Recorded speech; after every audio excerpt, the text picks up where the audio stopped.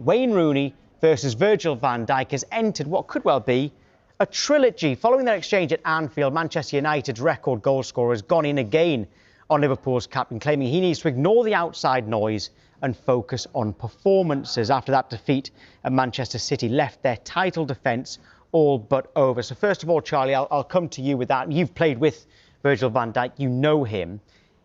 By him reacting to the noise, is that showing good leadership, or should he ignore it? I think you can look at it both ways. I'd say good leadership is more protection towards his teammates and the football club, and being the captain, he wanted to get his point across. On the flip side of that, look, you forget the outside noise. You worry about what we're doing as a football club and what we're doing inside the dressing room. So, like a rock and a hard place, look, he's come out and protected his teammates, protected the football club. He's the captain. But ultimately, you play for Liverpool, you're defending Premier League champions, and you're underperforming. So you're always going to have people say certain things about you, about the team. Well, Sky Sports are partnered with Analysts, which is an app where passionate fans share their opinions on their club. If you want to represent your club, you can go to the Sky Sports app for more details. And as you can see, we've now got all 10 representing their clubs today in the studio. OK, Lewis is an Arsenal fan, Lewis Anderson, so a Liverpool fan. So, yes, sorry, upset you both there, didn't I? Sorry, Lewis. It makes sense to start there with you on this one with Virgil van Dijk. What do you think of that? Criticising Van Dijk is understandable, the way it's been going this season for us. In the first few games he was playing all right, but the results of the team, he's the captain. Criticising his performance is understandable, but when Rooney started saying, oh, since he signed this contract, he's switched off now, you're criticising his integrity. That's a different thing. That's not okay. Of course, you're going to want to say something back about that. And to be fair, it's not like he came out and had an argument with Rooney. I think it was not brave, but it was the right thing to do. Rooney was there on the interview, and after the game, he came out and faced up with him. But yeah, to criticise his performance so far this season is understandable. Even though I would say we've had a whole change around in defence. Both of our fullbacks are changed, and our goalie's out right now. So the only person who's been consistent within defence is Konate, who's playing like he's forgotten what his feet can do. So he does need a bit more help. He's getting older, but yeah, you can criticise him, but not his integrity. That's Chris, what I obviously, say. Wayne Rooney's a Manchester United legend. What do you think about this one? I agree, it should be less talk and more action. We've got to remember that Rooney comes from the era of Fergie, where you let the manager do the talking. The captain's meant to take care of things on the field and in the dressing room. So I think Van Dijk should have probably just focused a little bit more on that and not reacted to the noise. Conor Holden, as a Chelsea fan, you've had some real leaders over the years. I mean, did John Terry used to wear that shirt that you've got on? I mean, a proper leader there. What are the differences between him and other captains out there today from this era?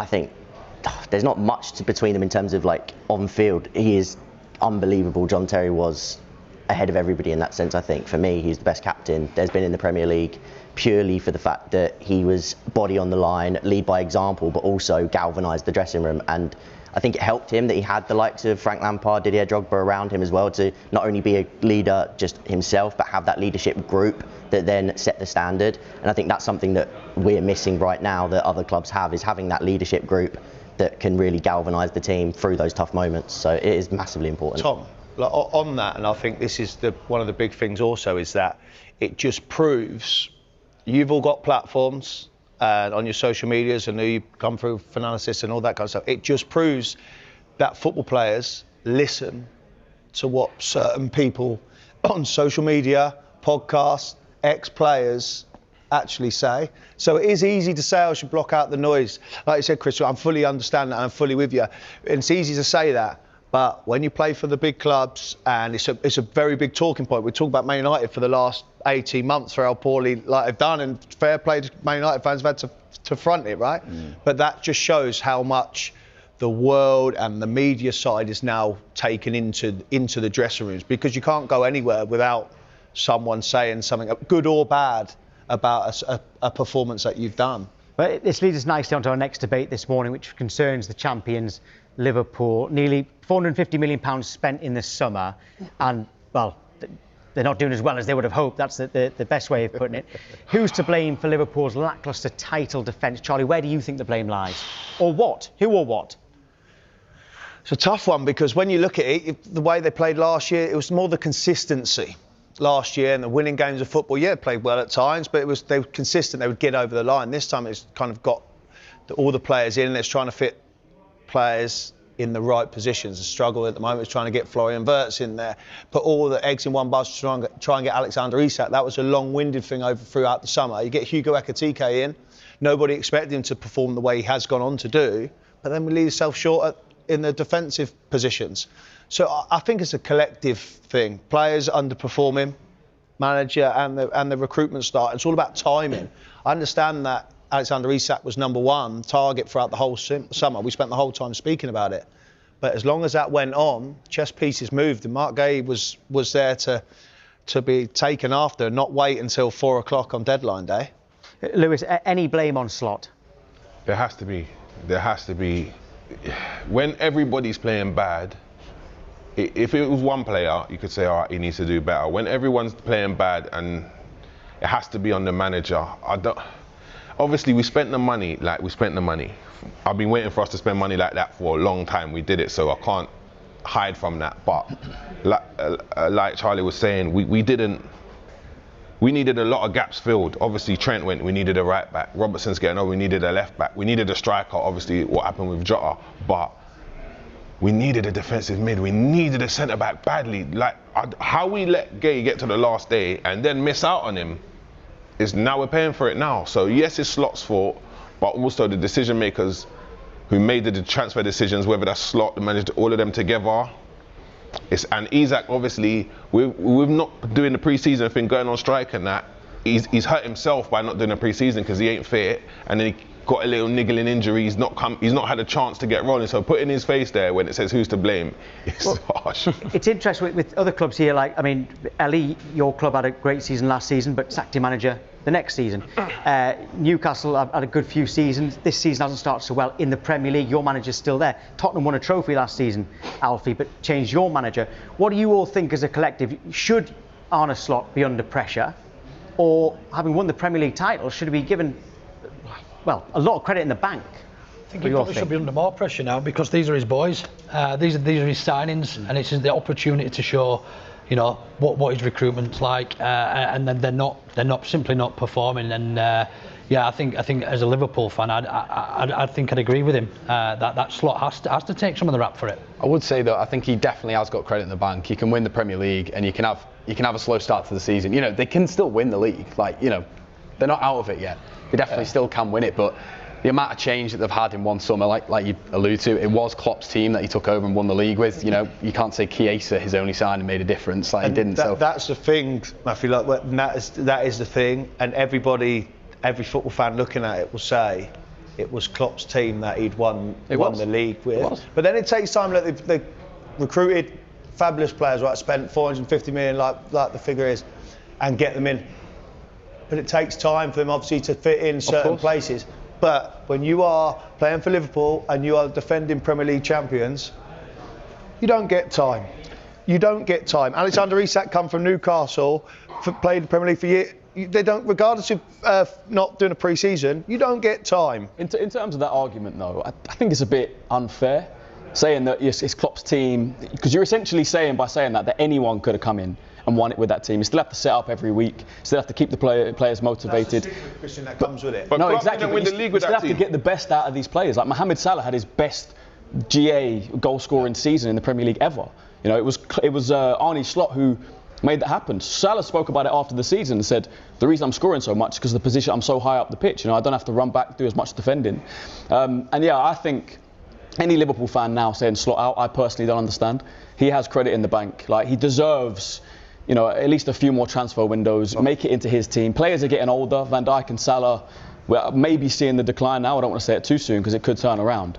But saying Slot out now after a little bad patch, it's way too soon. Yeah, I'm not too I'd sure. also like to know how much of that team is Slot's, because 450 million put into it, and they've changed so much, not only to do with the personnel, but the structure. You've got the two fullbacks that were very progressive passers. They're now progressive carriers. So they're struggling to get out from the back. You saw it against City. They trapped Konate and just didn't let him play through. Then you've gone for two proper centre forwards when you've not really been playing with one last season. You were playing a little bit more with Luis Diaz, someone who could apply pressure from the front. And you've changed all the dynamics. And I think Slot, you've even seen when he's been worrying for results, he's actually reverted back to that last season's team, and he's took Wirtz and Isaac out of the fray. So I do wonder how much of that recruitment is Slot's doing and how much is behind him, if that makes sense. Yeah. I agree with you on certain parts of that, but I think the issue sometimes is that the referees and the people that's on the pitch are scared to make the final decision because of they think, we've got the safety net of the VAR. And I always go back, and the biggest thing for I know we're going through this, was at the start of the season in the Fulham-Chelsea game. And, Connor, you must admit, if you was at the game to see it, is when the young kid Josh King scored for Fulham. Let's be honest, that's not a foul.